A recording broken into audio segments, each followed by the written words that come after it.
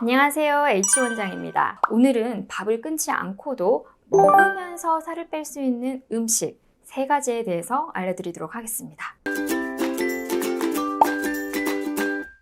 우리가 밥을 통해서 섭취하는 탄수화물은 신체의 주요 에너지원인데요. 그만큼 살아가는 데 있어서 없어서는 안 되는 영양소이기 때문에 이 탄수화물을 제한하는 것보다는 탄수화물 대사가 잘 되게 이 섭취한 탄수화물을 충분히 에너지 대사로 사용하는 것이 좋습니다. 하지만 이 탄수화물 대사는 나이가 들면서 점점 떨어지게 되는데요. 그래서 우리가 나이가 들면 자꾸 살이 찌고 군살이 늘어나게 되는 겁니다. 그 외에도 나이가 들면 인슐린 저항성까지 생기게 되는데요. 그렇다면 나이가 들면 이 탄수화물을 줄여야 하는 것이냐? 반드시 그것만은 아닙니다. 탄수화물 대사가 잘 되게 하면 되는데요. 이 식사를 할 때 혈당이 빠르게 오르지 않는 이른바 혈당 스파이크가 오지 않게 하는 것이 중요합니다. 이 탄수화물이 체내에서 포도당으로 바뀌는 과정에서 혈당이 올라가는 것은 당연히 자연스럽지만 에너지로 충분히 사용되어야지 이 몸에 지방으로 축적되는 것을 막을 수가 있는데요.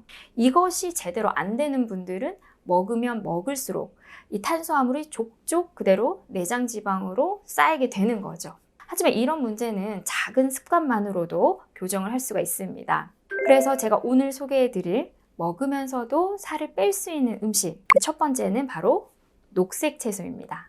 요즘 샐러드 많이들 드시죠? 우리가 식사를 하면서 섭취한 음식물들은 위장에서 소화가 되고 점차 소장으로 내려가면서 소장에서 흡수가 되면서 혈당이 오르게 되는 구조인데요. 그런데 이 식사를 하기 전에 샐러드처럼 식이섬유가 풍부하게 함유되어 있는 채소를 먼저 먹으면 이 채소 안의 식이섬유가 위장 안에서 오랫동안 머물면서 우리에게 포만감을 줍니다.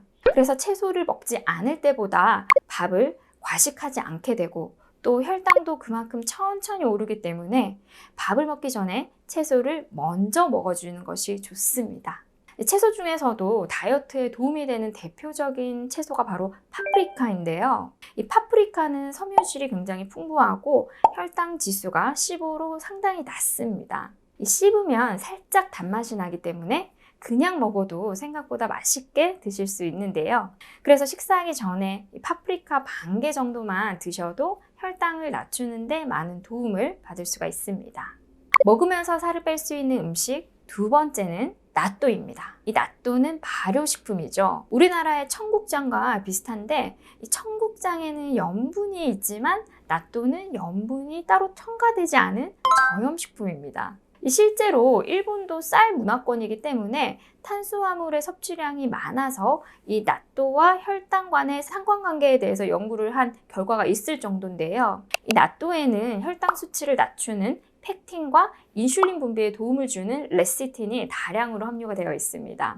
우리 몸에 레시틴이 부족하면 인슐린 분비에 문제가 생겨서 혈당 조절이 힘들어지게 되는데요. 이 레시틴이 풍부한 나또를 섭취해 주시면 혈당 조절에도 도움을 받을 수가 있습니다. 특히 이 나또는 음식 섭취 후에 시간에 따라서 혈당이 증가되는 수치인 이 GI 지수가 22입니다. 보리밥 한 공기의 GI 지수가 55인 것과 비교를 하면 당 지수가 아주 낮은 식품이죠. 또 나또에 있는 나토키나제는 혈전을 용해하는 효능이 있어서 당뇨 환자분들에게도 많은 도움이 됩니다.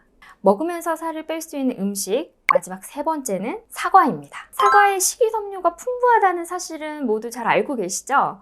이 사과 안에 함유되어 있는 식이섬유는 포도당의 소화와 흡수를 느리게 만들어주는데요. 포도당이 혈액에 천천히 들어가게 만들어서 혈당 수치가 급격하게 높아지지 않도록 막아주는 역할을 합니다. 또한 이 사과 속의 폴리페놀 역시 이 혈당 상승 속도를 천천히 만들어주는데요. 이 폴리페놀은 사과 껍질에 많이 들어있기 때문에 이 사과 껍질은 노화를 방지하고 고혈압, 당뇨, 동맥경화에도 좋은 장수 유전자인 피세틴도 들어있기 때문에 가급적 껍질째로 드시는 것이 좋습니다.